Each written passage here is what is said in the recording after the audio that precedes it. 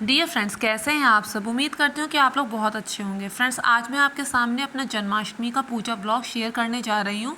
और जन्माष्टमी की पूजा हम लोगों ने 26 तारीख को की थी। और फ्रेंड्स, साथ ही मैं आप लोगों के साथ शेयर करने जा रही हूँ अपना पूजा स्थान, जिसे साफ़ सुथरा रखने का मैंने हमेशा यत्न किया है, प्रयत्न किया है, प्रयास किया है। और वो बहुत ही सिंपल है, डिसेंट है और नॉन डेकोरेटिव है। इसे मैंने कोई महंगे आइटम ख़रीद के यहाँ पे सजावट का काम नहीं किया है, जो है आप लोगों के सामने है। तो इसे दिखाते दिखाते मैं आप लोगों के साथ जन्माष्टमी की व्रत कथा भी शेयर करने जा रही हूँ और मैं उम्मीद करती हूँ आपको मेरी ये कथा पसंद आएगी। तो फ्रेंड्स, द्वापर युग की बात है, जब कंस और जरासंध इस तरह के राक्षसों के अत्याचार से पृथ्वी पृथ्वी त्राहिमाम कर रही थी। कंस के अत्याचारों से, जरासंध जैसे राक्षसों के अत्याचारों से, जो ऋषि मुनियों को यज्ञ नहीं करने देते थे, ईश्वर की पूजा करने नहीं देते थे, अपने आप को ही ईश्वर मान बने बैठे थे, प्रजाजनों पर दिन रात अत्याचार करते थे। और जैसा कि जरासंध के बारे में तो हम जानते ही हैं कि उसने 16,100 लड़कियों को कारागार में बंद कर रखा था, जिन्हें बाद में भगवान श्री कृष्ण ने ही आज़ाद कराया था। ऐसा नहीं कि धरती के लोग ही त्रस्त थे, बल्कि जो देवतागण थे वो भी इन राक्षसों के अत्याचार से बहुत ज़्यादा त्रस्त थे। और जिसके निवारण के लिए वो सभी ब्रह्मा जी के पास गए और ब्रह्मा जी श्री विष्णु जी के पास सभी देवताओं के साथ गए थे। कहते हैं कि जो गाय होती है ना, वो ईश्वर के सबसे अधिक निकट होती है। अगर गाय का रुदन एक बार भगवान सुन ले तो वो अपना सब कामकाज छोड़कर तुरंत उसे बचाने के लिए चले आते हैं। तो कहा जाता है कि जो पृथ्वी है वो गाय का रूप धारण करके क्षीर सागर में जो भगवान विष्णु विराजमान है उनके सामने पहुंची थी। और फिर उसके बाद सभी देवताओं ने भगवान की स्तुति की थी और उसके बाद भगवान ने आश्वासन दिया था कि वो पृथ्वी पर बहुत जल्दी ही जन्म लेंगे और इन सब राक्षसों का अंत करेंगे। उसके बाद जो कंस था वो अपनी बहन देवकी को उसके ससुराल जब छोड़ने जा रहा था वासुदेव के साथ, उसे अपनी बहन से बहुत लगाव था। वो उसकी चचेरी बहन ज़रूर थी, लेकिन उसे अपनी बहन से बहुत लगाव था और उसे अपनी बहन से कोई समस्या नहीं थी। लेकिन उसी समय देवताओं ने आकाशवाणी कर दी कि हे मूर्ख कंस, जिस देवकी को तू ससुराल उसके छोड़ने जा रहा है, उसी का 8वां पुत्र तेरा काल होगा। तो इस पर जब बात अपने प्राणों की आई तो कंस सब स्नेह मर्यादा सब कुछ भूल गया। उसने सोचा कि जब इसका कारण ही नहीं रहेगा तो मेरा काल कहाँ से पैदा होगा। देवकी को मारने के लिए उसे तुरंत अपना हथियार उठा लिया, लेकिन तभी वासुदेव दोनों हाथ जोड़ के उसके सामने खड़े हो गए। वो जानते थे कि कंस बहुत ज़्यादा शक्तिशाली है। उन्होंने कहा, मैं जानता हूँ कि मैं युद्ध में तुमसे जीत नहीं सकता, लेकिन मैं अपनी आंखों के आगे ये अनर्थ कैसे होने दूँ। सब जानते हैं कि वासुदेव जो है उसका वचन कभी भी झूठा नहीं होता, कभी भी मिथ्या नहीं होता। तो तुम मुझ पर विश्वास करो, मैं एक एक करके अपने सारे बालकों को तुमको सौंप दूंगा। और उन्होंने ऐसा किया भी। पहले जब वो अपना पहला बालक लेकर गए थे कंस के पास, तो पहले कंस ने कहा कि मुझे तो 8वें पुत्र से खतरा है, तो इसको मारना मुझे नहीं ठीक लगता, तुम ले जाओ इसे। तो फिर नारद जी ने देखा कि कंस और करुणा अगर इस तरह का ये करेगा तो कैसे इसका वध होगा, कैसे इसके पापों का घड़ा भरेगा। तो उन्होंने जाके कंस को पट्टी पढ़ा दी कि क्या पता संख्या कहाँ से शुरू होती है। अब तुम शुरू से गिनोगे तो 8वां पुत्र, अगर तुम आखिर से गिनोगे और अगर तुम दूसरे नंबर से गिनो तो, और अगर तुम तीसरे से गिनो तो किसे पता कौन सा 8वां। और ऐसा करके कंस का दिमाग इतना ज़्यादा घुमाया कि उसने एक एक करके 6 पुत्रों को मार दिया। 7वें पुत्र को वो इसलिए नहीं मार सका क्योंकि योग माया ने उस 7वें पुत्र को देवकी के गर्भ से हटाकर वासुदेव जी की जो पहली पत्नी थी रोहिणी, उनके गर्भ में जाकर स्थापित कर दिया। उससे ये हुआ कि बलराम जी का जन्म, हल षष्ठी जिसे हम कहते हैं, उस दिन बलराम जी का जन्म हुआ। लेकिन फिर उसके बाद जब भगवान कृष्ण का जन्म होने वाला था, कंस को पता था कि 8वां पुत्र होने वाला है, तो उस समय उसने कारागार में बंद कर दिया था देवकी और वासुदेव जी को।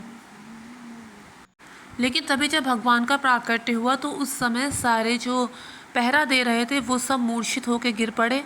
और वासुदेव जी से भगवान ने कहा कि आप फ़ौरन जो बालक का जन्म होगा फ़ौरन उसे यहाँ से ले जाइए और गोकुल में यशोदा जी के पास छोड़ आइए, और वहाँ पे जो उन्होंने पुत्री को जन्म दिया है उसे यहाँ ले आइए। और वासुदेव जी ने भी ऐसा ही किया। उनके जो बेड़ियाँ थी वो खुल गई, कारागार के दरवाजे खुल गए। और ये सब कुछ करने के बाद वासुदेव जी वापस से ये सब कुछ भूल गए। अगर ना भूलते तो वो सब कुछ कंस से कह सकते थे, क्योंकि वो अपने सत्य के लिए माने जाते थे।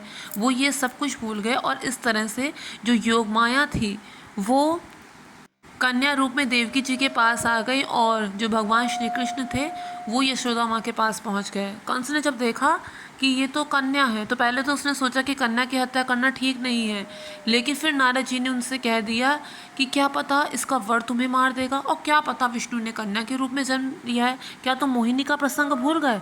इस पर वो कन्या को मारने के लिए जब आगे बढ़ा तो कन्या उसके हाथ से छूटकर बहुत दूर जाकर अष्टभुजाओं के साथ दुर्गा माँ प्रकट हो गई और उन्होंने कहा कि तू क्या मुझे मारेगा, तुझे मारने वाला तो कोई और है और वो तो जन्म ले चुका है। ये सुनकर कंस और भी ज़्यादा भयभीत भी हो गया। उसने क्या किया कि जितने भी दुमुहे बच्चे थे जो उस समय उस काल में पैदा हुए थे सबको मरवा दिया, लेकिन फिर भी वो भगवान श्री कृष्ण को नहीं मार पाया। तो इधर कृष्ण भगवान गोकुल में बढ़ने लगे और इधर देवकी जी और वासुदेव जी अपने पुत्रों के वियोग में उसके कारागार में दिन रात आंसू बहाते रहे। तो फ्रेंड्स, ये भगवान श्री कृष्ण की जन्म कथा है, जिसे संक्षेप में मैंने अपने शब्दों में आपको सुनाने का यत्न किया है। फ्रेंड्स, बहुत सारे लोग कृष्ण जी पर यह आरोप लगाते हैं कि उन्होंने गोपियों के कपड़े चुराए थे।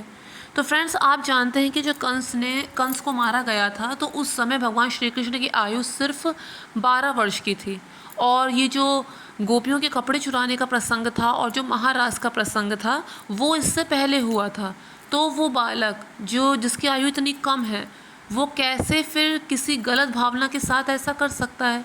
गोपियों के कपड़े उन्होंने सिर्फ इसलिए चुराए थे, उन्होंने कहा था, ये संदेश पहुंचाया था कि मैं अगर बाहर हूँ, ईश्वर अगर बाहर है तो क्या ईश्वर पानी में नहीं है। आज मैं हूँ और कल कोई और भी हो सकता है। कहते हैं कि 3 काम करते समय कभी भी निर्वस्त्र नहीं होना चाहिए, कोई ना कोई वस्त्र शरीर पे ज़रूर होना चाहिए। नहाते समय, चलते समय और सोते समय कोई ना कोई वस्त्र शरीर पे ज़रूर होना चाहिए। यही संदेश वो गोपियों तक पहुंचाना चाहते थे। जरासंध ने जो 16,100 लड़कियों को कारागार में बंद किया था, उन्हें भगवान श्री कृष्ण ने ही, जब वो द्वारिकाधीश बने थे तब उन्होंने ही आज़ाद कराया था। उन्होंने कहा था कि तुम लोग स्वतंत्र हो, जहाँ चाहे जा सकती हो। इस पर उन्होंने कहा कि इतने दिनों से हम यहाँ पे बंद हैं, हमारे घर वाले अब हमें एक्सेप्ट नहीं करेंगे और कोई अन्य हमसे विवाह नहीं करेगा। अपने प्राणों को खत्म करने के अलावा हमारे पास और कोई रास्ता नहीं है।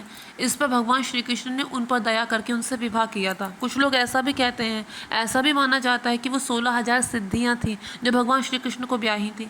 यहाँ तक कि ऐसा भी कहा जाता है कि त्रेता युग में जब भगवान राम ने अपना रूप धरा था तो उस समय सब जो उनके भक्तगण थे वो उन पर इतना ज़्यादा मोहित थी, सब जो स्त्रियां थी वो उन्हें पति रूप में पाना चाहती थी। तो इस पर भगवान राम ने कहा कि अभी तो मैं मर्यादा पुरुषोत्तम हूँ, सबसे विवाह नहीं कर सकता, लेकिन अपने अगले जन्म में मैं सबकी इच्छा ज़रूर पूरा करूँगा।